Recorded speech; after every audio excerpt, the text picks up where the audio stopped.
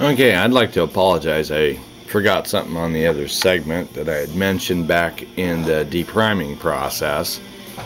Now, this is our universal decapper deprimer, and this is our deprimer right here. The spindle inside there is the same size all the way down. Now, your resizing die has an expander spindle with a decapper. Okay, so for the most part, you can resize and deprime at the same time. Now, what I had mentioned when we were using the decapping die, personally, I like to have my cases all cleaned and prepped and ready. The primer's out, the pockets cleaned when I resize. It's one of the reasons for I like using this. And as my friend that recommended this said, when you resize, when the primer's out, you get a nice smooth fluid motion instead of right at the very end when you pop the primer out. Then you get that just a little jerk. Okay, this way, if your primer is already out, then you know, you can feel if the case is sticking, if there's any, you know, resistance in there, then you can back it out and figure out what's going on. Again, I apologize. I was going to mention that and kind of got ahead of myself. So anyway, I'm going to move on to the trimming part. Now, this is still, I've cleaned off the other cases. Usually I just take a old piece of t-shirt to wipe the excess lube off. You know, it shines up real nice. You can inspect your cases. So we'll set that over there. We don't need that anymore. Not for the moment. We'll need it again here in a little bit. Okay, now there's a couple of different ways to trim your case down. This is our ball trimmer. This is our 308 depth gauge.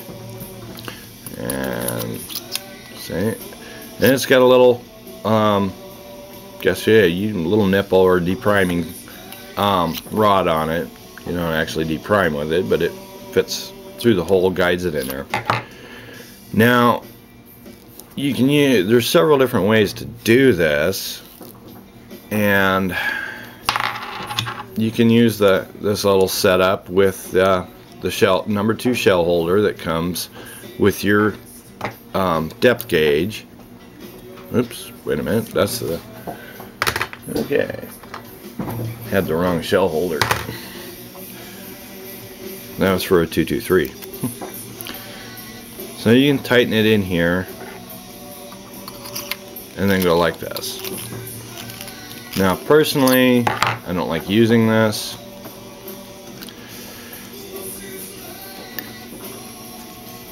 We'll throw that back in the box. This is a pan up a little bit here. I suggest getting one of these little boxes that, yeah, it's kind of like, you know, what you'd use for tackle. You can keep all your little tools and attachments and everything in. Works nice. Now with the Lee Zip trimmer, you can also use this to trim your shells. Okay.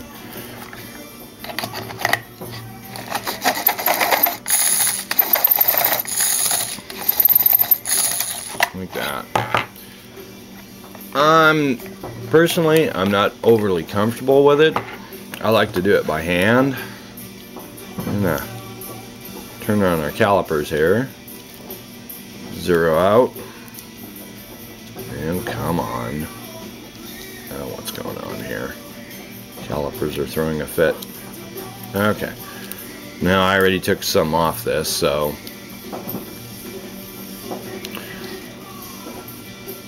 this is the one set of specs I will give you, just for the simple fact that we need them to bring our shells to factory specs. So I've already taken some off this. We still have 8 thousandths to go to 2 inches. Now I like to do it by hand. You know, just grab all of the shell. You'll get to a certain extent, you'll get to a point, I should say, that you'll know how much pressure to put on it. And you'll even get to the point where you know how many turns to take off at what pressure to take off the meat, so to speak.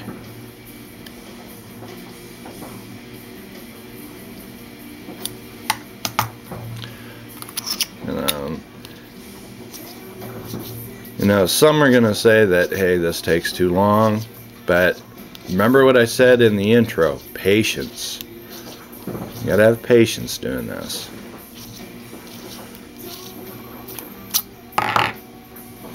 Now, in the book, it says a maximum case length of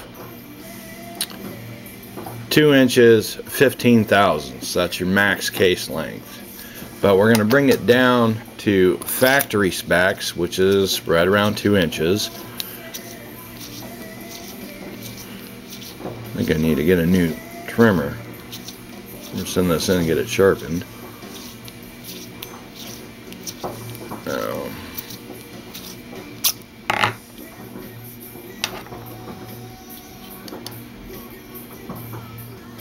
Okay, we're down 2, 2.5, a little bit more. Now this is one of the parts on precision that I had mentioned.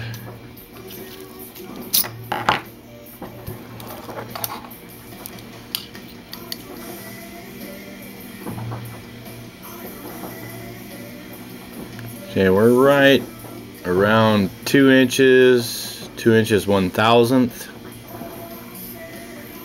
1.5. You'll find a little variance in there. I think we'll hit it one more time.